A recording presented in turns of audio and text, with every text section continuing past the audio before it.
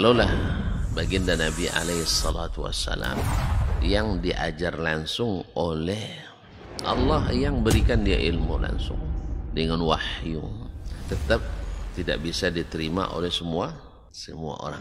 Innallaha la yarfa'ul ilma intiza'an yantazi'uhu min qulubil ibad, walakin yarfa'ul ilma biqabdil ulama.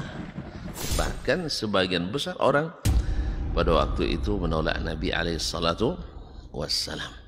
Tetapi Nabi sallallahu alaihi wasallam mengajarkan kita untuk tidak patah arang dan tidak pernah berhenti berdakwah. Allah tidak mengangkat ilmu dengan mencabut. Assalamualaikum warahmatullahi wabarakatuh. Alhamdulillahi rabbil alamin wal aqibatu lil muttaqin wa la udwana illa 'alal zalimin.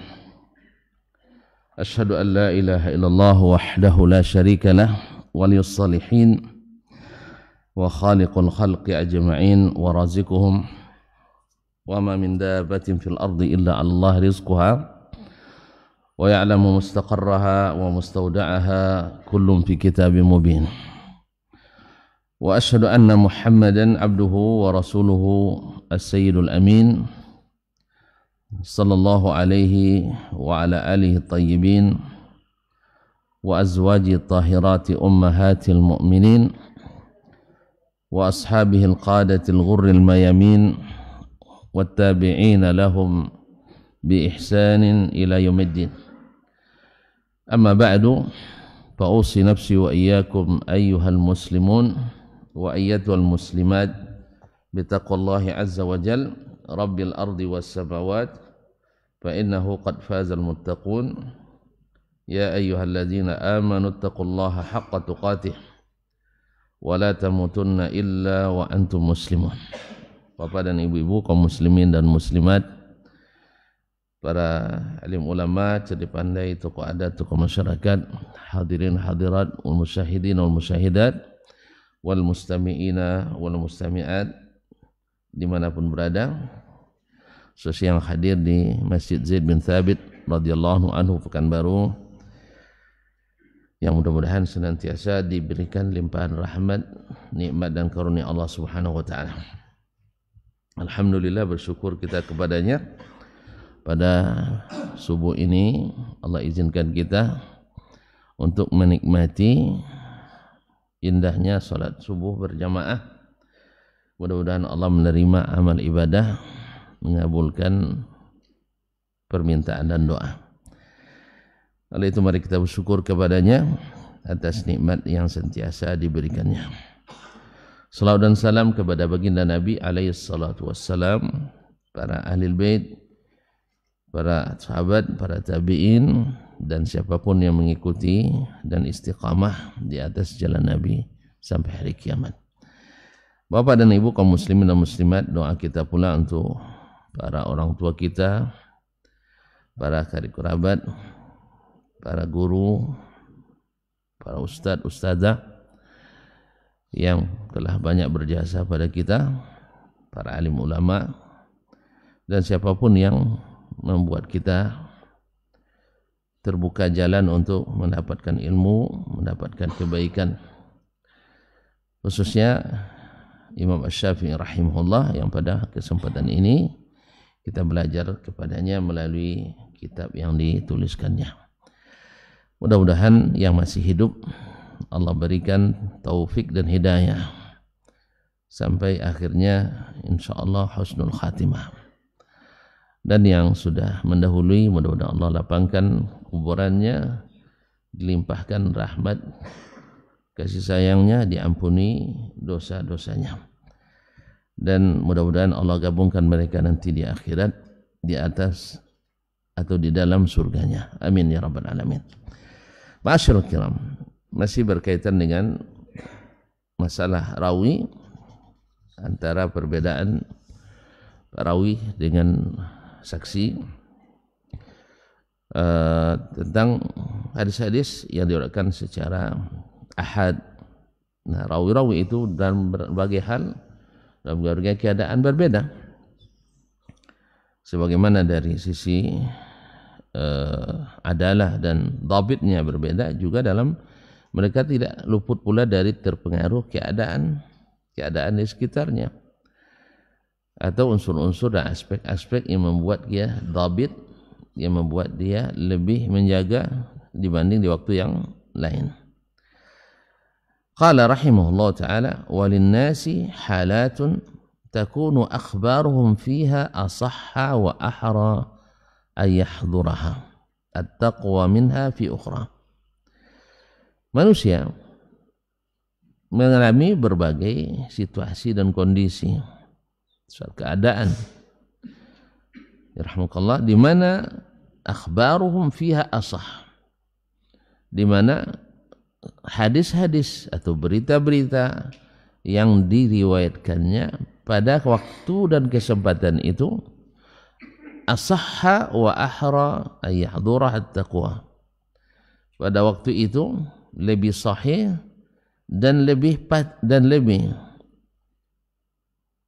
dekat dihadiri oleh takwa pada waktu itu. Artinya seseorang dalam kondisi tertentu akan lebih berhati-hati dan lebih bertakwa dalam menyampaikan suatu keadaan dibanding waktu yang lain, dan itu adalah manusia biasa seperti itu. Minha fi ukhra, dibanding dengan waktu yang lain. Kan kita dalam keadaan tertentu lebih berhati-hati menyampaikan suatu berita dibanding waktu yang lain. Misalnya Bapak kalau bicara di depan hakim misalnya, dengan bicara dengan depan Pak Hakim, beda enggak?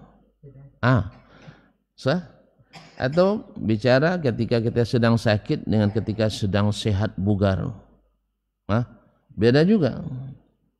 Bicara ketika depan istri dengan depan yang lain, beda lagi. Jadi kaum muslimin dan muslimat yang dirahmati Allah, jadi ada keadaan atau orang yang sedang sakit atau menjelang meninggal dan sebagainya. Dan ini keadaan-keadaan yang disebutkan oleh Syekh asahhu wa ahram, lebih sahih. Biasanya sahih, tapi di keadaan itu lebih hati-hati. Asalnya hati-hati, tapi dalam keadaan tertentu lebih hati-hati. Wa niyatu zawin niyati fiha asah, dan niat orang pada waktu itu akan lebih sahih, akan lebih hadir niatnya, betul kan? Dan itu tidak bisa kita pungkiri. Semua kita ketika kita bersedekah misalnya, terasa hadir, memang itu dari dorongan hati dari dalam lillahi ta'ala, dan kita hati-hati mengikut sunnah Nabi SAW, pasti lebih hadir niatnya daripada orang yang sekedar bersedekah karena mengikuti kebiasaan. Seperti yang kita sebutkan, ketika meninggal hari, menuju hari, kan ini tidak disunahkan kan? Cuman kenapa orang selalu melakukan? Kebiasaan. Ya kebiasaan. Sebab apa? Kalau tidak buat yang sabu ada uang, kan ya? Cobalah tanya kalau gitu. Ada sebagian personil rumah tangga, adik-adik, dah belajar sunnah, nggak tahu dia ini tidak disunahkan Nabi. Lu datang, bang. Nanti kalau istilahnya selain meninggal nih, nanti malam tidak usah ya kita adakan yasinan, tahlilan dan sebagainya. Atau kalau mereka datang juga tidak usah siapkan makanan. Andeknya, itu bahasanya lagi tuh. Andek, tahu andeknya? Artinya itu keluhan luar biasa. Nanti sabu ada uang. Apa sabunya? Kiki. Atau amak mati cuma mati kucing. Atau lagi kucingnya kalau enggak. Auzubillah. Kayak gitu. Nah, keadaan seperti ini apa? Yang diingat bukan lagi Allah. Sebab apa? Memang bukan perintah Allah. Sebab orang kalau perintah Allah, anda isa dan ikut Allah Ta'ala wa Nabi-Nya, kan itu bahaya kan? Pasti orang kalau itu perintah Allah, bukan orang yang dikenangnya. Betul kan? Betul. Nanti disebut orang kita. Sebaliknya yang akan hadir dalam acara, aculah ngaji kabar di bin Sabit, tapi hadir cuma kenduri lah. Kalau tidak hadir nanti diancam katanya. Tidak bakubun kalau mati. Misal kan. Kita kan masyarakat tidak enak, apalagi halaman bertahun puluh kan di depan. Akhirnya yang satu mengadakan tidak lillah, yang satu hadir juga tidak lillah. Menurut tuan-tuan, amal yang tidak lillah ada pahala. Terus kalau tidak ada pahala, mana yang mau dikirimkan? Itu masalahnya. Kalau tak ada pahalanya, mana yang dikirimkan? Bukan hanya sekadar itu kaum muslimin. Bahkan ketika di kampung-kampung dulu nak diadakan pun terus kemampuan terbatas, hanya bisa bikin goreng maco dengan goreng kaco. Maco tahu? Kaco? Hah? Bukan, goreng kaca. Ya masih yang mondok tahu itu. Tapi mondok yang bukan zaman sekarang, zaman kami dulu. Zaman-zaman enam. Maco, tahu kan? Nah, ikan teri, ikan bilis. Kalau kaco? Bukan. Ubi itu saking tipis irisnya, terlihat yang di sebelahnya.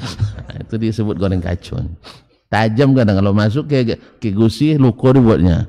Maka disebut dengan goreng kaco campur maco. Ya, tuan-tuan tak paham lah. Milenial semua mana tahu. Itu di pondok dulu. Jadi kaum muslimin, ini buat sambal apa adanya. Itu sempat pula terjadi diskusi, ya panas juga keluarga. Kalau itu tidak bisa dong, nanti sampai orang juga kiki kita katanya. Terus itu yang ada, minjam dulu. Jadi dari semua sisi memberatkan, berat ikhlasnya, berat seikhlasnya. Paham? Berat ikhlasnya, berat seikhlasnya.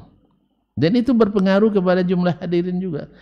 Di malam penyisihan sedikit yang hadir, peserta penyisihan lebih sedikit dari peserta final. Ya, satu-satunya acara yang finalnya lebih ramai pesertanya daripada penyisihan dan semifinal adalah acara ini. Paham dah? Di penyisihan keluar goreng ubi, lope, ya kan kawanya. Kalau di semifinal ada mulai agak sedikit keluar sate, soto, bakso kan. Apa final? Itu baru makan besar. Nah, ada kambing, ada ikannya, skopi tidak buat tulang, ada itu tuh. Jadi pada umumnya Allah musta'an. Jadi yang buat kadang tidak ikhlas, yang hadir pun payah ikhlasnya. Nah, karena terpaksa atau pokoknya tidak enak disebut orang. Nasallallahu alaihi wasallam. Oleh sebab itu maka hal-hal yang tidak dianjurkan memang susah untuk ikhlasnya, karena memang tidak disuruh. Makanya orang-orang yang selalu istiqamah dengan yang disuruh akan lebih cepat ikhlasnya. Dia sorot atau tidak. Makanya kaum muslimin dan muslimat mendoakan atau menghadiahkan pahala sampai itu tidak hilap. Imam Ahmad ketika menyatakan sampai pahalanya bukan makna bikin acara seperti itu. Ini ambang melobio nih ya, ambang melobio. Imam Ahmad mengatakan sah kalau seandainya seseorang beramal lalu dia niatkan pahalanya untuk orang yang sudah meninggal. Cuman ada enggak Imam Ahmad melakukan duri 3 hari, 7 hari, 40 hari? Nah, ini kadang berpijakan pada ambang melobio, yaitu Imam Ahmad membolehkan. Tapi apakah Imam Ahmad membolehkan kenduri? Tidak. Maksud Imam Ahmad itu sebagai contoh, saya masuk masjid lalu nampak mushaf selesai tahiyatul masjid, ada waktu antara qamat dan azan masih 10 atau 20 menit. Habis itu saya baca Quran. Pas sedang baca Quran teringat saya, mak saya dulu senang baca Quran. Ya Allah, saya hadiahkan pahala bacaan ini untuk mak saya. Itu ikhlas tak kira-kira? Yang gini, mudah tidak ikhlasnya dari yang ramai-ramai tadi? Mana lebih mudah ikhlas ketika sendiri atau ramai-ramai? Kalau saya ramai-ramai itu seikhlasnya agak mudah. Ya, baca Quran seikhlasnya. Nah, bahkan kadang-kadang ada teman yang tidak lancar baca Quran lebih cepat selesai daripada yang lancar. Sudah aja Allah. Sudah sodo. Pekong. Lambik makan nek. Ini dah lancar itu masuk dicicil dulu. Kan bagi sejus-sejus, setengah jus tergantung jumlah yang hadir kan. Nah, jadi kadang sudah alun. Ya, kalau disudahkan nanti lambat makannya, Allah musta'an. Tapi tidak semua ada. Nah. Masyaallah kiram dirahmati. Ini maksudnya ada keadaan tertentu yang membuat orang lebih berhati-hati, lebih hadir ketakwaan pada saat itu. Itu maksud saya. Jadi sampai ke situ pula. Ya, kadang-kadang niat itu hadir seperti keadaan seperti apa? Pasti keadaan sendiri lebih ikhlas daripada keadaan beramai-ramai. Cuma ada amalan-amalan yang tak mungkin kita lakukan kecuali beramai-ramai. Contohnya salat berjamaah ini. Apa nak jamaah? Dia payah ikhlas, jangan, tak bisa dah. Nah, ya, payah ikhlas. Atau terpaksa pula setiap nampak orang sembunyi dulu sampai ke masjid nampak juga orang jadinya. Jadi tak mesti. Ada hal-hal yang sifatnya syiar dan lama-lama akan hadir niat itu. Naam. Wa niyatu zawin niyati fiha asah wa fikruhum fiha adwam. Dan di saat seperti itu pula pikirannya akan lebih tahan, yakni lebih hafal. Wa ghaflatuhum aqal, dan kelalaiannya artinya melupakan itu sedikit. Wa tilka inda khaufil mauti bil maradi was safar, yaitu ketika sedang takut mati. Orang dalam kondisi mau mati, mau berbuat dosa lagi. Orang yang sudah akan mati masih semangat juga bikin dosa. Tentu semangatnya bikin pahala. Dan saat itu kalau bicara mesti lah nak mati, duto je lah. Mau mati masih dosa juga. Selama ini disembunyikannya, tapi kalau dah mati panggil anak-anak, panggil istri itu. Saya sebenarnya sudah punya gitu. Ayah nak mati, tentu dia mulai takut. Masalahnya apa? Nah, nanti anak yang tadi karena tidak tahu istri yang ini nanti, apalagi harta semua atas ini istri pertama kan. Ingat nanti ada adik-adik kalian di mana kampung? Taluk misalnya kan. Nanti kalau datang mereka saya meninggal, tolong jangan kalian ingkari itu. Bagi harta sesuai aturan. Kalau dia ada gaji, kalau enggak bagi sama banyak kan. Itu. Nah, jadi ada itu. Saat itu dia akan jujur. Orang kalau udah mau mati rata-rata jujur. Atau ketika dia musafir. Orang dulu musafir itu sama dengan melepas dia tidak akan balik lagi dalam suatu keadaan. Dan saat itu dia mesti tidak mungkin dia tambah dosa lagi. Nah, wa inda zikrihi, atau ketika mengingat Allah SWT, wa ghairi tilkal halat minal halatil munabbihati an al-ghaflah, dan berbagai situasi dan kondisi yang membuat orang tidak melupakan hadisnya,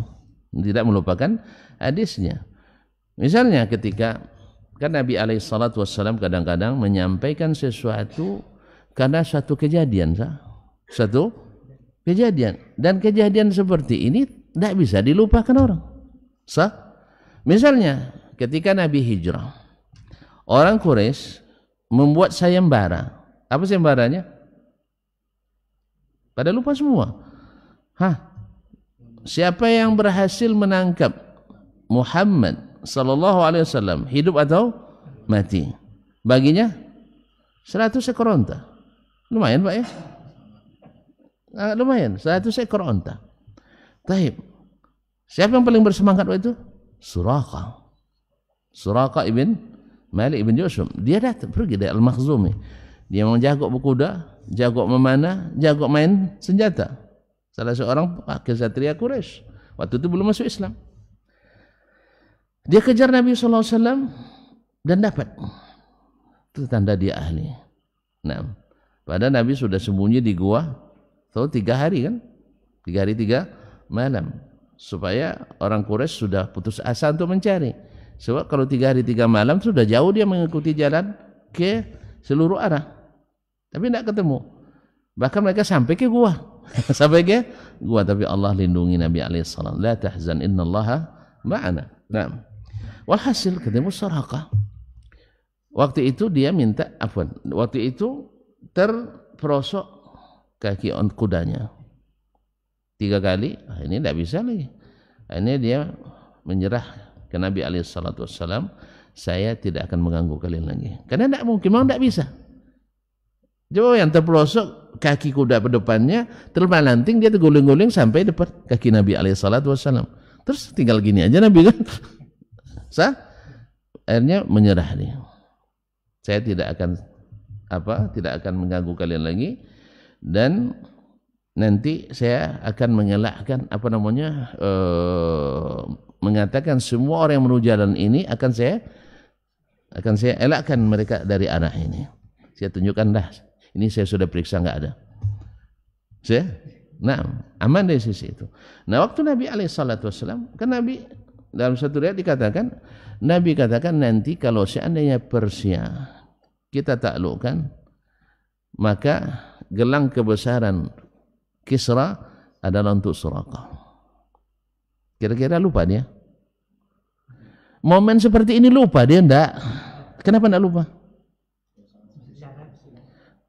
Satu kejadiannya tak terlupakan seperti itu 3 kali. Mulai dari dia berniat dapat hadiah, sampai dia terguling-guling depan Nabi dan dimaafkan oleh Nabi alaihissalam. Harusnya kan Nabi langsung di sini kan? Sudah depan Nabi dia terguling. Tapi dia maafkan oleh Nabi alaihissalam. Berkesan enggak? Dah 3 kali kita hampir mati, tapi dimaafkan oleh sang Nabi. Enggak jauh tak konang doh. Ayo lupa banur sih. Mohon maaf, saya saja. Mohon maaf, ini terpaksa saya cerita saya kan. Enggak apa-apa cerita saya.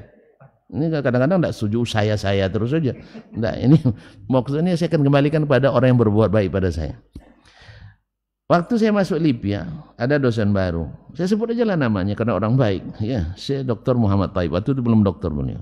Baru ngajar di Libya. Ketika ujian mid semester, Nahu Saraf, dia ngajar Nahu Saraf. Ya, supaya orang tahu juga bahwa saya tidak pandai Nahu Saraf ya. Kan mana bilang tidak pandai Nahu Saraf, kan sering juga komentarnya gitu kan. Nahu Saraf dari seluruh kelas yang beliau ajar waktu itu, yang dapat nilai sempurna Nahu dan Saraf hanya saya sendiri. Tapi saya sendiri. Ketika pelajaran selanjutnya ada pelajaran namanya mubtada muakhar wujuban, tentang mubtada yang ditakhir wajib, padahal asalnya kan didahulukan. Lalu saya biasanya saya suruh tunggu kawan dulu yang nunjuk. Kalau tidak ada yang nunjuk baru saya nunjuk. Saya tidak pernah mau yang pertama, ya, kecuali istri hanya baru yang jadi kaum muslimin tidak ada yang nunjuk, pasti saya nunjuk. Saya buat pula contoh, itu yang hadir di hati saya, tidak dia sengaja, tidak. Saya bilang likulli mujtahidin nasib. Tahu artinya Bang? Setiap yang bersungguh-sungguh itu ada bagiannya. Ada bagian. Dia bilang ahsan tazakkartani. Bagus Asman, kamu ingatkan saya. Apa itu? Dia berjanji siapa yang nilai penuh dapat hadiah. Entah di lokal lain dia sebutkan, ya di lokal kami saya tidak ingat. Tidak ingat di lokal saya waktu itu. Yang jelas nanti malam kamu ke rumah. Suruh saya datang ke rumahnya. Karena saya biasa tidak mansur. Tahu mansur? Tidak biasa makan surang. Ya, saya bilang, "Set, boleh saya ngajak kawan?" Ya, kalau orang mansur kan yang begini-begini ini kan tidak mau dia bawa kawan dong. Ya, soalnya kalau nanti dapat sedikit, dapat dibagi. Dapat banyak, sedikit juga bagian kita. Nah, saya ajak 4, 3 lagi teman, saya ajak. Sampai di rumahnya, biasalah kita di rumah guru. Dia sedang masak, kita bantu. Saya ambil pisau, saya lihat bawang yang belum dia, enggak, saya ambil tangan saya, kamu enggak boleh. Antal yawm wad malik, kamu hari ini raja. Disuruh ke depan. Ke depan saya lihat pula sapu. Saya ambil sapu. Tahu dia diambil pula sapu. Anta ijlis, la tastagil. Yang lain boleh kerja semua. Saya mau kayak raja, tidak boleh kerja semua sekali. Ujung-ujungnya tidak bisa lagi. Akhirnya dikasih saya buku. Kamu baca ini aja. Atau saya mau turun jadi raja semalam tuh. Kawan ada yang bantu di dapur, ada yang bantu bersih-bersih. Kalau saya tidak boleh. Bukan tidak mau, tidak boleh. Sobat penyogan saya nanti, bukan. Ya saya tidak boleh. Akhirnya selesai makan bersama kami. Yang sendokkan untuk saya. Sodok pula. Biarlah jarang-jarang makan daging nih, melimpah dagingnya. So orang Arab tahu lah tuan-tuan, makan daging pakai nasi ya. Kalau kita makan nasi pakai daging. Nasi cecopa, daging 2 potong. Itu potong kecil pula. Concang namanya. Jadi tuan-tuan, selepas itu selesai baru kami pulang. Menjelang pulang dikasih saya, ini hadiah buat kamu. Tahun 92 dapat 20.000. Banyak enggak? Banyak.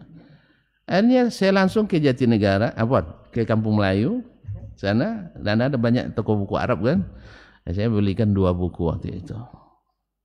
Saya tulis hadiah dari Syekh Muhammad Thayyib As-Sudani, orang Sudan. Jelas ya? Nah, keadaan ini sampai hari ini masih saya ingat. Padahal ayah sering beri makan lupa kan. Tapi karena momen tadi, ada momen. Selesai beli buku, masih sisa lagi untuk bayar kawan pulang pergi, kita bayar. Besok masih ada sisa lagi, ajak lagi kawan traktir makan. Terakhir habis. Makannya di Singgalang. Singgalang. Mau makan apa tuh? Makan Padang. Kan lebih mahal dari warteg. Warteg kan 250. Kali makan, kalau di situ 750. Tapi cukup untuk traktir kawan. Alhamdulillah habis. Saya tidak mau bersisa. Artinya apa? Setiap ada mahasiswa atau orang penuntut ilmu yang menurut saya berprestasi, selalu saya ingat Syekh Muhammad Thayyib hafizahullah ta'ala, dan saya ikut. Mudah-mudahan ini menjadi sunnah hasanah yang dia contohkan. Itu aja. Karena bersedekah dianjurkan, tapi teringat beliau ilmu yang ditaruhkan. Walaupun kita Nabi menganjurkan, semua menganjurkan, tapi momen ini susah selam. Itu aja. Pas pula piti sedang habis pula Pak ini. Itu kan kiriman belum sampai mukafa'ah belum turun. Jelas? Alhamdulillah. Maksud saya bukan karena sayanya, karena beliau ya. Kan beliau yang contohkan, maka kita ikuti, mudah-mudahan menjadi pahala yang mengalir buat guru kita tadi.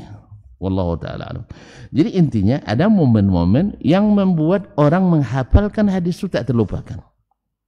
Di zaman Nabi alaihissalatu wassalam banyak momen-momen yang tak terlupakan.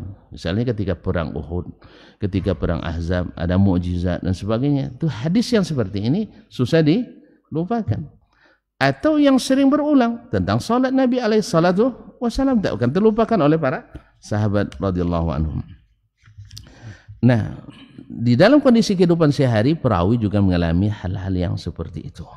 Qala al-Imam rahimahullah, faqultu lahu, lalu saya katakan kepadanya, qad yakunu ghairu dhis-sidqi minal muslimin sadiqan fi hadhil halat.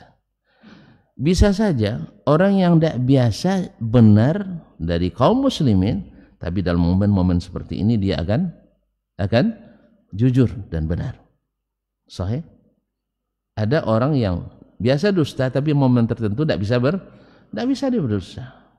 Takut atau ada tekanan, atau tidak mungkin berdusta. Orang tahu semua, masa berdusta lagi? Jelas? Baik, shadiqan fi hadzal halan. Fa fi ayyu'tamana ala khairin. Bahkan saat itu bisa diberikan amanah untuk suatu kebaikan. Fa yura annahu yu'tamadu ala khabari fihi. Ketika itu khabarnya diterima pada waktu itu. Diterima pada waktu itu. Misal Muhammad bin Umar Al-Waqidi, syekhnya Muhammad ibn Sa'ad. Bahkan kalau sebut Muhammad bin Sa'ad, pasti orang terbayang gurunya Muhammad bin Umar Al-Waqidi. Jelas? Karena dari situ dia lahir keahliannya, ahli sejarah. Tapi muridnya thiqah. Muhammad bin Sa'ad thiqah. Gurunya matrukul hadis. Matrukul hadis. Makanya kaum muslimin belum tentu guru tak baik, murid tak baik. Sebaliknya, belum tentu gurunya imam besar, tapi muridnya juga imam besar. Semua itu boleh terjadi. Semua itu boleh terjadi. Kalaulah di zaman Nabi SAW ada ra'sul munafiqin yang tiap hari mohon maaf Pak Edi, yang tersinggung, yang tiap hari di depan, nah di depan duduknya. Dan ketika Nabi nak khutbah, dia dulu berbicara. Sah? Kecuali setelah perang Uhud, orang dah paham. Tapi jadi antu belau dia. Jadi apa? Jadi Rasul Munafiqin. Wasil bin Atha, pencetus Mu'tazilah. Tidak tanggung-tanggung, gurunya Imam besar Masjid Al-Basra, Al-Hasan Al-Basri. Lalu salah Hasan Basri? Tidak. Ini juga penting diketahui oleh para pengambil kebijakan. Si fulan berguru sama Syekh misalnya bin Baz, bacanya buku si bin Baz, otomatis seperti si bin Baz? Tidak. Atau kalau dia buat salah, apakah si bin Baz yang salah? Tidak. Si bin Baz tak akan mengajarkan itu. Bahkan Al-Quran sendiri, kalau orang salah memahami, bisa jadi membuat tindakan kekerasan karena dia tidak belajar dengan ulama. Jelas? Jadi oleh sebab itu kaum muslimin, ya bukan Quran yang salah orangnya, atau bukan bukunya yang salah orangnya. Cuma kadang-kadang orang asal mirip, asal sama-sama berjenggot dibilangnya sama, asal sama-sama cingkrang dibilangnya sama. Kalau gitu kan sama-sama berdasi, mau tuan-tuan dibilang setiap yang berdasi koruptor? Sebab yang korupsi rata-rata berdasi. Tidak bisa. Keputusan seperti ini prematur dan tidak berasas. Makanya ambil tim ahli yang ahli. Dulu ketika yang ahlinya Ustadz Muhammad, siapa dulu? Muhammad Ayub ya, yang memang paham sunnah dan paham pula non sunnah, karena dia berasal dari aliran Islam Jamaah waktu itu, taubat dan mengaji, tahu dia mana yang walaupun sama-sama berjenggot tapi tidak mesti pemahamannya benar. Walaupun sama-sama tidak merokok, tidak mesti orang dah ngaji. Ya? Dan tidak mesti dokter tidak merokok. Ada juga dokter yang merokok. Bukan tidak tahu, tapi kadang ada syubhat dan nafsu. Nah, dan bahkan sebagian menganjurkan pula, bapak biar tidak gemuk, suruh merokok. Akhirnya gemuk tapi remuk. Gemuk dan jadi itu tidak menjadi alasan bahwa seseorang itu mesti begini mesti begini. Maka ambil ahli yang tahu agama, bukan ahli yang belajar agamanya kepada orang yang tidak beragama atau belajar kepada non muslim. Akhirnya dia walaupun data betul datanya, tapi pengolahan datanya yang salah. Paham tak? Oh saya punya data. Iya antum punya data, tapi pengolahannya salah. Sama hafiz Quran, dia hafiz hadis, kok jadi sufi? Kok jadi orang hulu? Mempraktikkan amalan-amalan yang benar-benar dusta. Hafiz Quran, hafiz hadis. Ada enggak yang hafal Quran yang menyeleneh? Bukan ada lagi banyak. Tadi saya bilang, Wasil bin Atha hafiz Qurannya, Ma'bad al-Junhani, pencetus aliran Taqadariyah, juga hafiz Quran, hafiz hadis. Jadi hafiz belum tentu lurus. Dan yang tidak hafiz belum tentu bengkok. Jadi tidak bisa ditentukan dengan ini, karena hafiz banyak hafalan dan sebagainya, betul itu kelebihan, tapi bukan bukti kebenaran. Enggak, sebab para pencetus aliran sesat orang cerdas-cerdas juga. Amr bin Ubaid, dia tidak fasih menggunakan huruf ra, dibilangnya seperti ghain, ghairil maghdubi alaihim. Oleh sebab itu dia selalu dalam khutbah menghindari huruf ra. Kalau bisa dalam khutbah tak pakai huruf ra. Saya singkat-singkatnya khutbah 5 menit ya, iya kan? Bisa menghindari huruf ra. Orang hebat atau orang biasa? Dia hafiz Quran, banyak hafal hadis, apalagi pandai pula bahasa Arab. Dia orang Arab, tidak pandai bahasa Arab. Nah, kita kan asal pandai bahasa Arab itulah. Sehingga kadang-kadang untuk menjatuhkan ustaz dibilangnya tidak pandai bahasa Arab. Rupanya tengok orang dan biar tidak pandai pula bahasa Arab yang menilai. Jadi kaum muslimin, yes ya, orang cerdas, super. Makanya selalu saya bilang sama murid-murid saya, ada yang bisa bicara di depan saya 1 menit saja, tak menggunakan huruf R. Tapi bermakna, bukan sembarang ngomong. Kalau sembarang ngomong saja semua orang bisa. Khutbah, kan ada unsur-unsurnya. Menyuruh bertakwa, sah, bersyukur pada Allah. Syukurnya kena tuh. Iya kan? Tapi karena dia pintar dan ahli mengolah kata dan hafiz pula, sehingga dia ketika menyetir ayat, dia sudah tahu ayat mana yang tak pakai huruf orang. Nah, coba cari ayat yang ada huruf. Cepat. Emang orang cerdas, super cerdas dia. Tapi tersesat. Khawarij, hafiz Quran semua. Sah? Rajin salat malam, rajin puasa sunat. Akhlaknya jangan main-main. Kalau dari sisi akhlak luar biasa.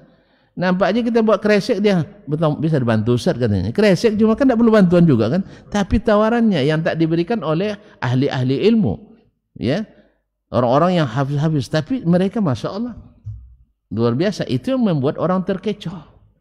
Apa sebab? Ya hebat tuh, salat malam, tarawih bagus, usaha sunat, bacaan Qurannya, hafiz Quran semua. Sehingga orang terperangah dengan itu. Sebab apa? Kita tidak hafiz, tentu bangga lihat orang hafiz. Kita jarang salat malam sehingga merasa rendah depan orang yang salat malam. Orang yang selalu puasa jarang pula puasa, tentu rendah kita merasa. Akhirnya orang akan melihat itu zahirnya. Cuma masalah ternyata di dalam itu keropos masalahnya. Makanya dikata Bakar bin Abdul Muzani, Abu Bakar itu tidak melebihi sahabat yang lain, bukan dengan banyak infaknya, bukan banyak salatnya, bukan puasanya. Memang beliau menghabiskan hartanya, tapi kalau nominal kan lebih banyak yang lain. Nominalnya. Cuman apa? Kemampuan dia bayar semua itu, paham? Dia punya 1 juta dihabiskan, punya 5 juta dihabiskan. Ini tidak telap oleh yang lain. Yang lain tidak tolong. Ya tidak telap. Karena Umar kan pernah nak menandingi, hari ini saya akan menandingi Abu Bakar. Saya tengah. Mana yang lain lagi kata Nabi? Setengah untuk keluarga. Oke. Pas datang Abu Bakar, semuanya. Nah, padahal dia tidak tahu Umar menginfakkan setengah. Pas datang otomatis, kan tidak diumumkan Umar setengah, Utsman 1/4, tidak ada kan? Tapi subhanallah, Allah, karena Allah tahu ini lebih, maka dia kerahkan semua. Apa yang kau tinggalkan? Ada yang lebih bagus Allah, dan itu yang kita tidak tolak. Itu yang kita tidak bisa. Sah? Paling mana tolak sodor dompet kebiasaannya, lah bagi dikurangi di rumah tadi kan. Tinggal 5.000, 10.000 dalam, sanggup kita. Tapi kalau semua aset yang ada, ya tidak bisa.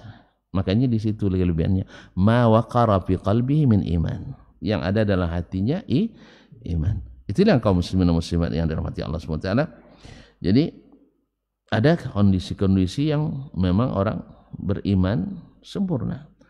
Seperti katakan oleh Imam rahmatullahi alaih, fayura annahu yu'tamadu ala khabari fihi. Ketika di dalam kondisi itu kabarnya diterima.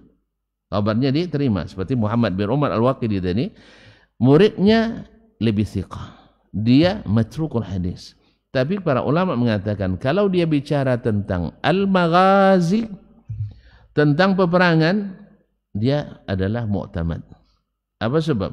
Dia tahu dan dia teliti sampai ke fisiknya. Misalnya tentang bi'ru budha'ah. Bi'ru budha'ah. Pernah dengar hadis itu? Kalau belajar fikih katakan bab kitab taharah pasti akan bebas masalah air tahir mutahhir tahur. Ya, kalau air banyak sampai 2 kula la yahmilul khabath, tidak akan terpengaruh oleh najis, maka akan keluar hadis bi'ru budha'ah, fa innahum yarmuna fiha al-huyyat wal maitah. Kadang orang membuang bangkai di situ juga buang ini tempat pembalut wanita, apa namanya? Nah, merek tuh. Nanti promosi pula. Pembalut di situ. Jadi kaum muslimin dan muslimat, kata Nabi SAW, kalau airnya tidak berubah maka tidak najis. Maka dia ukur berapa panjangnya, berapa luasnya, berapa kedalamannya, sehingga orang menjadikan itu dasar untuk menentukan berapa air yang banyak itu. Kemudian 2 kulah yang disebutkan Nabi, berapa kedalaman, berapa tingginya, berapa lebarnya, dia ukur. Kemudian tentang unta-unta yang dibawa Nabi pergi berperang. Orang kan semua kan kadang-kadang bagi orang kan tidak perlu itu, tapi dia tidak dicarinya. Di mana Nabi pertama menjejak kakinya di Badar, berapa luasnya lubang yang disiapkan untuk mengubur orang-orang yang mati di situ. Siapa yang mati di situ? Abu Jahal, dan seterusnya. Semua yang disebutkan namanya dalam doa Nabi SAW ketika mereka meletakkan kotoran unta di punggung Nabi ketika salat. Disebutkan nama itu, dan di Badar mereka semuanya tewas. Nah, didoakan oleh Nabi SAW. Intinya yang seperti ini Muhammad bin Umar Al-Waqidi mu'tamad. Apa sebab? Tidak terbukti dia menyelewengkan data waktu itu. Kalau kita banyak data tapi diselewengkan. Datanya betul. Orangnya seperti itu, misalnya penampilan seperti itu. Cuman semua penampilan apakah itu? Betul dia baca kitab itu. Apakah semua yang baca kitab itu seperti itu? Kan kesimpulan prematur. Kalau gitu nanti semua orang baca Quran. Berarti semua baca Quran bisa sesat. Hah? Dusta jadinya kita. Dusta Nabi jadinya. Al-Quran hudan wa nur. Siapa yang pegang 2 ini tak tersesat. Lalu ada orang rajin baca Quran tersesat. Karena Quran atau karena dia? Kan tadi dia bilang Khawarij rajin, lalu tersesat. Karena tersesatnya karena Quran atau karena dia? Dia sendiri. Maka harus dikaji akarnya. Jangan asal mirip langsung disamakan. Ini adalah kadang-kadang orang yang ahli tidak ahli. Ya, kadang-kadang orang yang disuruh sebagai ahli tapi sebenarnya tidak ahli. Gimana nak ahli? Belajarnya sama orang non muslim. Gimana nak tahu tentang Islam? Allah musta'an. Ditambah habis itu pulang membawa kebencian kepada orang-orang yang menegakkan sunnah Nabi alaihissalatu wassalam. Fayasduqu ghayat as-sidq. Jadi ketika itu dia benar-benar jujur. Illam yakun taqwa fahayaan. Kalau bukan dasarnya ketakwaan pada Allah, tapi malu pada orang lain, malu pada manusia. Ada kadang orang istiqamah karena malu. Istiqamah karena malu. Nah, awalnya orang pergi sholat ke masjid malu karena semua orang di situ pergi. Tapi lama-lama nanti dia akan merasakan keindahan itu. Nah, awalnya karena malu. Min an yusaba li amatin fi khabarin la yadfa'u bihi an nafsihi wa la yajurru ilaiha. Karena kalau tidak karena takwa, karena malu, min ayyun saba li amanatin, karena dia dibersyaratkan amanah fi khabarin, untuk menyampaikan khabar, la yadfa'u bihi an nafsihi wa la yajurru ilaiha. Khabar ini sama sekali tidak mencegah keburukan dari dirinya dan tidak pula membawa kepadanya. Thumma yakzibu ba'dahu, kemudian dia dusta menyampaikannya. Aw yadfa'u at-tahaffudha fi ba'd as-sidqi fihi aw yada'u at-tahaffudha fi ba'd as-sidqi fihi, atau dia berhati-hati dalam berbuat atau melakukan kejujuran padanya, pada sebagiannya. Fa iza kana mawjudan fil ammati, kalau yang ini ada pada orang awam, jelas. Wa fi ahlil kadzibi, na'am, wa fi ahlil kadzibil halatu yasduquna fi as-sidqa allazi tatibu bi nafsul muhadditsin. Bahkan orang yang berdusta pun dalam beberapa keadaan benar. Nah, dia berlaku benar yang membuat membuat hati para ahli hadis. Nah, tatibu nafsul muhadditsin, yang mana ahli hadis bisa menerima hadisnya ketika saat itu. Karena ahlut taqwa, kalau orang umum saja bisa seperti itu, artinya ketika dia benar kan nampak. Seperti kata Muaz, fa inna 'alal haqqi nuran, kebenaran itu ada cahayanya. Orang benar akan terlihat walaupun dia aslinya dusta. Bukankah syaitan pendusta? Tapi suatu malam dia benar. Nabi katakan sadaqaka wa huwa kadzub. Dia kali ini benar walaupun asalnya dosa besar. Makanya yang benar harus diterima walaupun dari pendusta. Apa yang menyebabkan kita terima? Ada indikasi tadi. Ada indikasi tadi. Nah, ada indikasi. Dan ini diketahui oleh para ahli hadis dan diketahui oleh para hakim yang membahas suatu masalah, suatu kasus. Karena saksi yang berdusta cepat dideteksi, dan saksi yang benar walaupun asli dia berdusta, tapi di saat dia benar akan mudah dideteksi, karena akan ada penyesuaian antara fakta, data dan kesaksian. Orang yang dusta akan diketahui, ujungnya nanti jadi tersangka karena dia tidak jujur. Nah, dan kadang-kadang jujur pun membuat dia jadi tersangka karena terlibat. Allah musta'an. Kaum muslimin dan muslimat dirahmati Allah SWT. Taib, kana ahlut taqwa was-sidqi fi kulli halatihim aula ayatahaffadhu inda aula al-umuri bihim ayatahaffadhu indaha. Maka orang yang bertakwa, yang berasa benar dalam segala keadaan pasti lebih berhati-hati dalam menyampaikan hadis. Apalagi dalam kondisi yang seperti tadi. Orang awam saja berhati-hati, pas saat itu pasti lebih berhati-hati lagi orang yang bertakwa tadi. Fi annahum mawdi'al amanah, sebab mereka diposisikan di tempat harus menjaga amanah. Wa nusibu a'laman lid-din, dan mereka dijadikan orang-orang yang sebagai a'laman. A'laman itu asalnya alam itu bendera. Bendera itu adalah untuk membimbing. Orang berjalan bawa bendera, pasti orang ikut bendera. Nah, para ulama mereka seperti bendera tadi yang akan diikuti orang. Kemana dia pergi akan mengikuti supaya tidak tersesat di jalan. Dia nak tahu banyak bendera pas musim haji itu banyak bendera tuh, sah? Macam-macam bendera, ya Pak ya. Macam-macam, ada juga yang sandal kadang di atas kadang. Allah musta'an. Jadi bendera itu diikuti. Wa kanu alimina bima alzamahu Allahu minas sidqi fi kulli amr. Dan orang berilmu, orang bertakwa paham betul apa konsekuensinya, apa hasilnya orang yang benar, dan apa pula konsekuensi bagi orang yang tidak benar, dan mereka pasti lebih takut.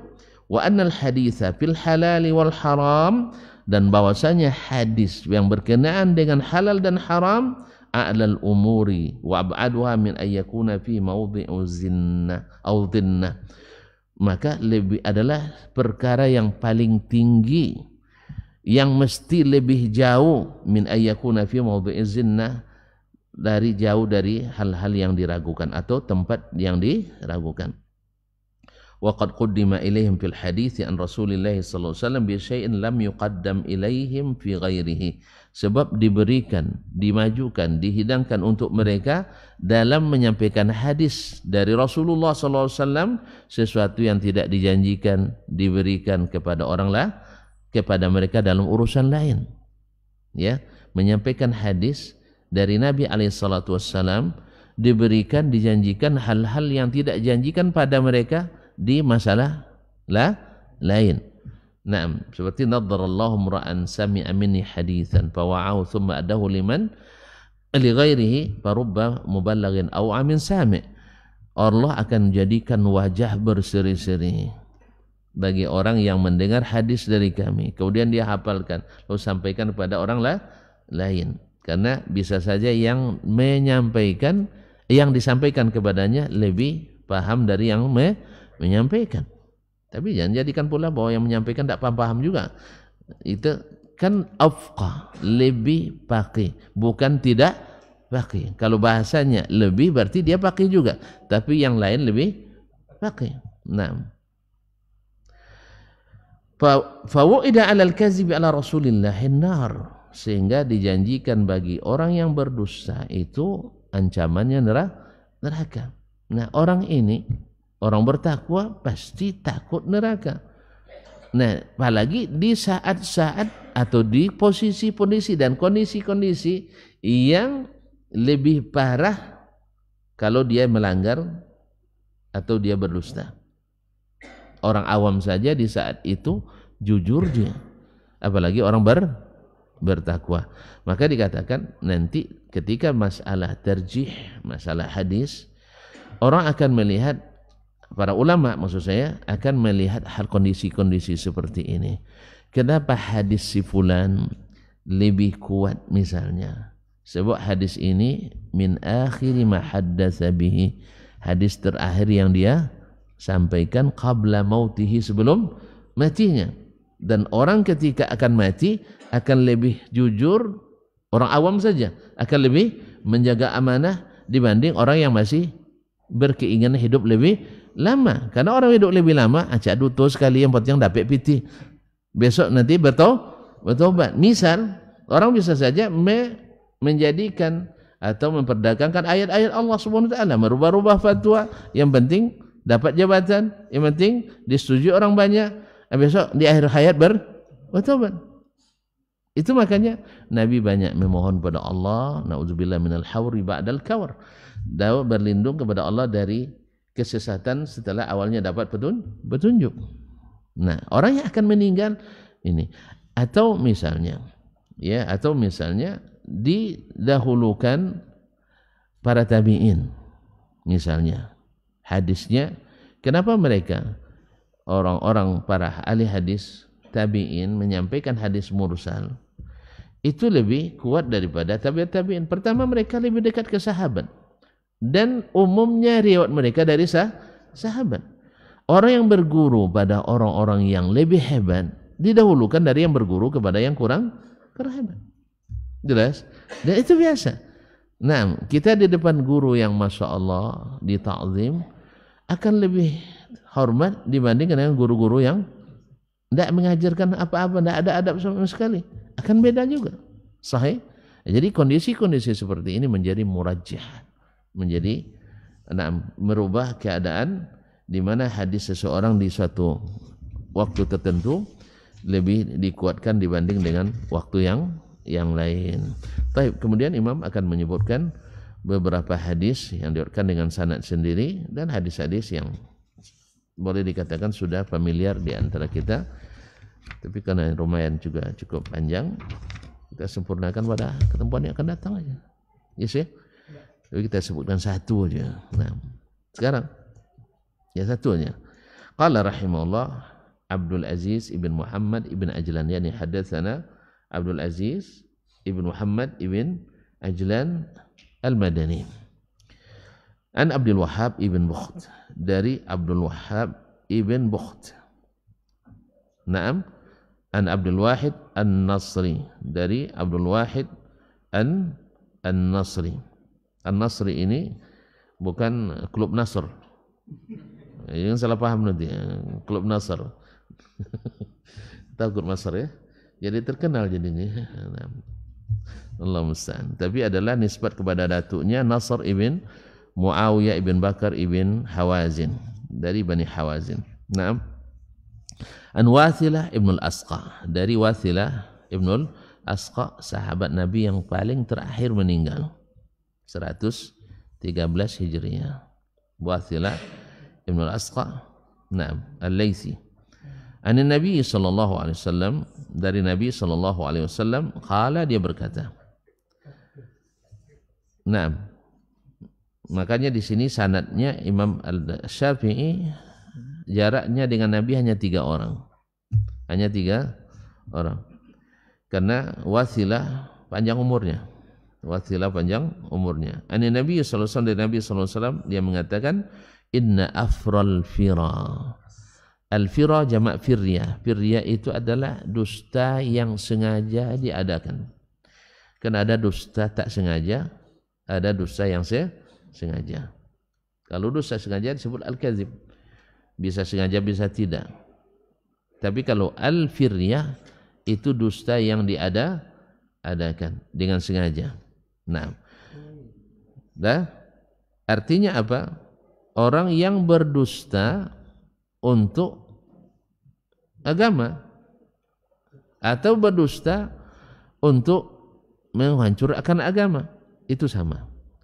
Makanya definisi hadis dusta, hadis bohong, hadis palsu, al-hadisul mukhtalaqu al-masnu' al-makzubu ala Rasulillah SAW amdan au khata'an. Hadis yang dikarang, dibuat-buat, lalu dinisbatkan secara dusta kepada Rasulullah sallallahu alaihi wasallam amdan au khata'an. baik sengaja atau tidak. Yang sengaja ini terbagi dua. Sengaja untuk membela agama, sengaja untuk mengangkat agama. Ada orang yang sengaja memalsukan hadis untuk membela agama, banyak, dan dia akuinya, dan dia mengatakan ada dalilnya. Makanya kalau ada yang sekarang menggunakan dalil larangan bid'ah untuk membuat bid'ah, itu tidak aneh. Karena dulu orang menggunakan hadis larangan berdusta untuk berdusta. Subhanallah. Makanya sekali lagi saya katakan, subuhat itu hampir tidak ada yang tidak berdalil. Kalau tidak ada dalilnya, tidak subuhat namanya. Sahih. Makanya ahli subuhat mengatakan asal ada dalilnya tak boleh dibilang bid'ah. Kan itu ahli subuhat bilang bahwa kalau selama ada dalilnya tak boleh dikatakan bid'ah. Taib. Orang yang mengatakan Allah di mana-mana, ada dalilnya? Ada dalilnya? Hah? Ada. Ada dalilnya. Ai wa huwa ma'akum aina ma kuntum. Tapi Al-Qur'an menjelaskan dimanapun kepada Allah bersamamu, maksudnya ilmunya, ya'lam sirrakum wa jahrakum. Jadi yang bersama sifatnya. Nah, nanti yang ini dikatakan lagi subuhat oleh ahli subuhat. Gitu masalahnya. Oleh sebab itu semua subuhat mesti ada dalilnya. Makanya disuruh kita mengembalikan pada Allah dan Rasul. Bahasa gamblang, terang, jelas. Sebab kalau bahasa kita sudah mulai takwil-takwil, mulai narik-narik ke sana ke pihak kita. Maka kalimat bahwa asal ada dalilnya tak boleh dibid'ahkan, ini juga perkataan bid'ah. Perkataan bid'ah. Apa sebab? Orang ahli Qadariyah punya dalil juga, Al-Quran dan hadis juga. Orang Syiah juga punya dalil juga. Berarti Syiah enggak bid'ah. Tapi ada dalilnya. Man kuntu maulahu fa aliyun maulahu. Nah, siapa yang aku maulanya, orang yang dicintainya, maka dia mesti mencintai Ali. Kita juga baca hadis ini. Tapi paham Syiah, kalau cinta Ali, benci pada yang lain. Kalau kita enggak, cinta Ali, lebih cinta pada yang lain. Padahal punya dalil itu enggak dibina'kan itu. Hah? Enggak dibina'kan. Orang ahli qadar berdalil juga, wa ma tasyauna illa ayyasha Allahu Rabbul Alamin. Dalil juga. Orang-orang Khawarij punya dalil. Khawarij punya dalil. Apa dalilnya? Wa man lam yahkum bima anzalallah fa ulaika humul kafirun. Dan siapa yang tidak menghukum dengan apa yang Allah turunkan, maka orang kafir. Itu tidak boleh dibid'ahkan. Hah? Semua ahli bid'ah ada dalilnya. Makanya kalimat asal ada dalil tak boleh dibid'ahkan, ini juga kaidah bid'ah juga. Kaidah bid'ah, karena memang bid'ah itu selalu didukung oleh bid'ah juga. Induknya bid'ah tentu anaknya bid'ah juga. Oleh itu kaum muslimin dan muslimat, ya, makanya ahli sunnah itu prinsipnya secara umum 3. 1, menta'zim Al-Quran dan hadis. 2, memastikan sahihnya hadis. Yang ketiga, memastikan sahihnya pengambilan dalil dari Al-Quran dan hadis. Kalau tidak sahih bisa jadi bid'ah. Tapi kalau sahih pengambilannya, itu tidak boleh dibid'ahkan. Karena ada pengambilan dalilnya sahih. Seperti Imam Asy-Syafi'i mengatakan, dijaharkan bismillah ketika baca Al-Fatihah. Ya, pengambilan dalilnya beliau tidak salah. Cuman dalil yang lain lebih kuat itu saja. Maka kita tidak bid'ahkan Imam Syafi'i ketika mengatakan itu. Ketika dia berkunut subuh, pengambilan dalilnya benar. Dia tidak salah pengambilan dalilnya. Cuman hadis yang dijadikan dalil oleh beliau itu hadisnya mungkar. Jadi beliau tidak salah dalam pengambilan dalil. Tapi ketika orang menjadikan ayat Al-Quran, qul bi fadlillahi wa bi rahmatihi fa bidzalika falyafrahu, untuk untuk maulidan dengan tari-tarian karena bergembira, itu tidak betul pengambilan dalilnya. Sebab apa? Nabi saja tidak mengambil dalil dari situ untuk pesta maulid. Dia sampai 20 abad, 14 abad tidak ada yang mengambil itu. Bahkan ahli tafsir sendiri, bahkan yang bermaulid sendiri dari dulu tidak pernah menjadikan ini dalil untuk bermaulid. Tiba-tiba di zaman ini jadi dalil untuk bermaulid. Berarti pengambilan dalilnya tidak benar. Coba bayangkan, maulid sudah aja sejak tahun 361 kan, Syiah yang pertama buat. Tidak pernah menjadikan ayat itu sebagai dalil. Maka di tafsir-tafsir, baik yang pro maupun yang kontra, tak menjadikan ayat itu sebagai dalil untuk maulid. Baru di abad ke-15 ini, Hijriyah, atau mungkin sebelumnya saya tidak tahu, yang jelas belakangan-belakangan saja, ini menjadi dalil untuk maulid. Berarti Anda mengada-ngada lagi. Karena pengambilan dalil yang tidak benar. Dalil sahih. Jadi perkataan kalau ada dalilnya tak boleh dibid'ahkan. Pertama, ini kaidah bid'ah. Yang kedua, kita bukalah kitab-kitab fikih kita. Ya, jujur aja belajar kita. Ketika mereka bicara tentang masalah apa? Kunut subuh aja lah, itu yang baru disebutkan. Kan 5 pendapat ulama di situ. Ada yang mengatakan sunat, ada yang mengatakan mubah, ada yang mengatakan wajib, ada yang mengatakan bid'ah. Kok tahu? Ada yang mengatakan bid'ah. Nah, berarti ada pendapat yang mengatakan bid'ah. Padahal ada dalilnya. Berarti ada yang mengatakan bid'ah. Alasannya apa?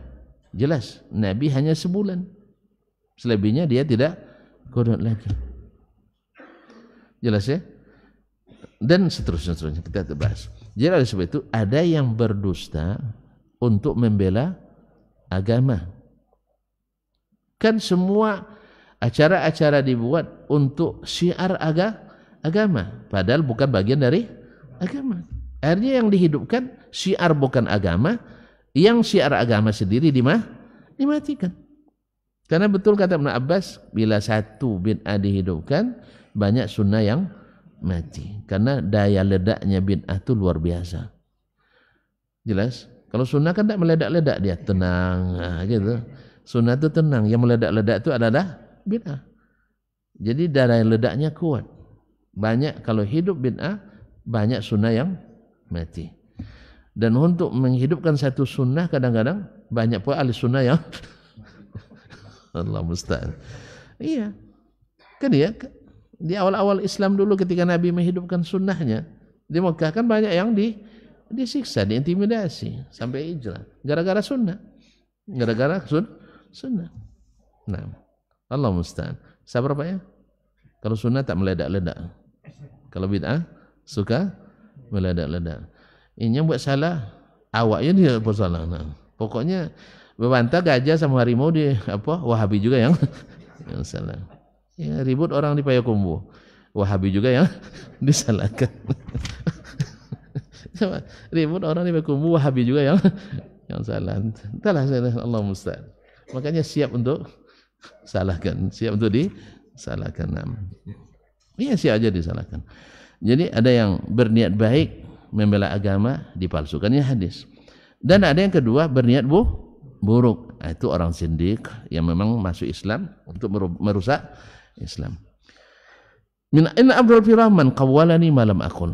Sedusta-dustanya dusta adalah orang yang mengatakan sesuatu apa yang aku tidak katakan. Atas namaku sesuatu yang aku tidak katakan.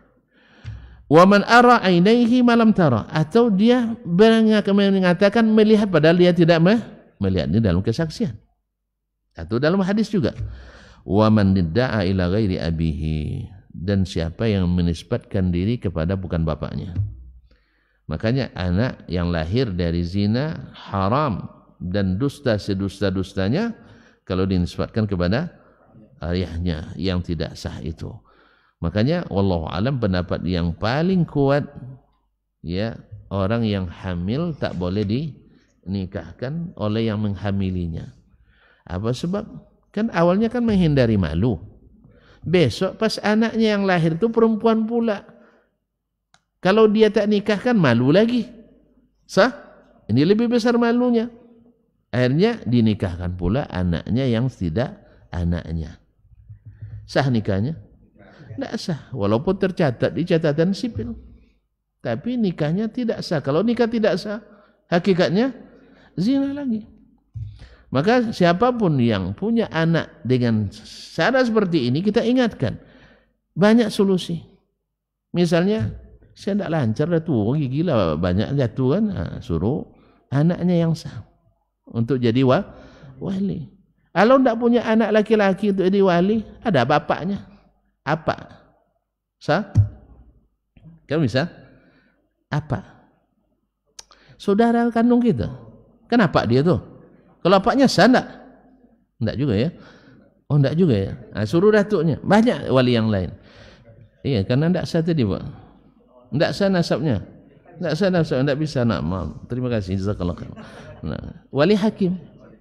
Wali hakim aja lah biar cepat. Tidak usah ngaku pula itu bukan anak saya. Jangan ngaku. Tidak boleh. Jangan ngaku. Nah. Kalau udah ngaku dari awal lah. Tidak usah diakui. Tidak apa-apa.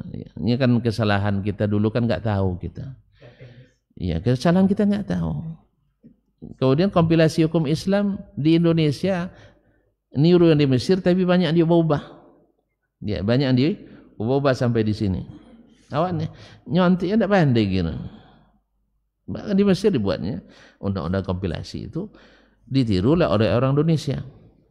Ya, setelah ditiru banyak pula yang dirubah-rubah sesuai kondisi dan keadaan dan keinginan, bukan sesuai dalil. Ala kulli hal, walaupun ada ulama yang bolehkan, tapi pendapat itu tidak kuat.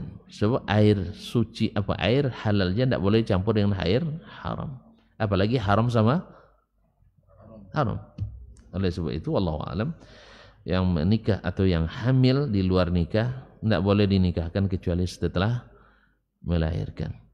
Atau pendapat yang membolehkan dinikahkan, tidak boleh bercampur sampai anak dilahirkan. Ini yang payah tuh. Hah? Iya, kalau udah nikah tentu yang tidak nikah aja diembatnya, apalagi sudah nikah. Itu masalahnya. Jadi syarat-syarat itu tidak diindahkan oleh ketika makanya jangan buka pintu subuhan itu. Ala kulli hal. Mudah-mudahan yang sudah terlanjur Allah maafkan. Dan kita hari ini yang punya anak-anak perempuan, anak laki-laki, kalau udah pandai dia nengok anak perempuan, yang perempuan dah tertarik pula, dia ajak laki-laki, kasih SIM cepat, uruskan SIM-nya, surat izin menjemput. Tidak masalah, anak kita tinggal di rumah kita, menantu tinggal sama orang tuanya. Ya kadang-kadang kan bisa kita bilang, ancam anaknya, kalau kau menikah berhenti jadi anak saya, yang ditakutkannya apa? Nafkah kan? Kan nafkah yang ditakutkannya. Kamu belum bisa, makannya masih tergantung saya. Sepakat aja sama anak apa sama apa aja, anak saya sama saya. Sampai selesai kuliah. Sudah selesai kuliah nanti suruh mereka jadi kerja. Kalau enggak, kita yang ngasih kerja. Kenapa apa? Anak kita ke rumah mertuanya halal, anak dia ke rumah kita halal. Dia pergi kuliah rame-rame, halal. Nah selesai. Kalau saya lagi prinsipnya. Kalau anak saya mau nikah, kan sudah sering saya bilang, kuliahmu saya selesaikan. Istrimu mau kuliah, saya kuliahkan. Bahkan mertuamu mau kuliah, saya kuliahkan. Kan itu yang ditakutkan orang semuanya. Ini cara berpikir jahiliyah. Saya katakan jahiliyah, apa? Sebab anak kita selesai kuliah langsung dapat kerja. Tidak juga, itu disuruh bujang terus. Padahal setiap malam minggu pergi ke rumah orang, tak jelas. Nanti dah ketangkap baru kita nyesal-nyesal. Minta solusi sama Ustaz juga yang kadang jawab pertanyaannya. Kan Ustaz sudah bilang kalau dah kenal dia laki-laki nikahkan. Dan masih anak kita. Jelas? Iya, kasih dia makan. Anak orang aja, mohon maaf, kan banyak anak orang miskin sekarang ngadu sama kita. Kalau kita punya kelebihan, kita bantu enggak? Kita bantu. Nah, anak kita yang jelas masa enggak dibantu? Kan enggak nambah juga. Nah, kamu udah nikah, makan saya enggak tambah. Kata anaknya enggak apa-apa Ibu. Sebab satu orang cukup untuk ada. Satu sepeda motor cukup untuk Dua. Makanya sepeda motor tetap saya bawa. Atau kalau dia pakai mobil, mobil tetap saya bawa. Mobil satu cukup untuk berdua. Dah. Tapi jangan dicabut. Baik. Walhamdulillah. Kita jumpa besok lagi ya. Terima kasih dan mohon maaf. Wallahu taala alam wa sallallahu ala nabiyyina Muhammad wasallam. Wassalamualaikum warahmatullahi wabarakatuh.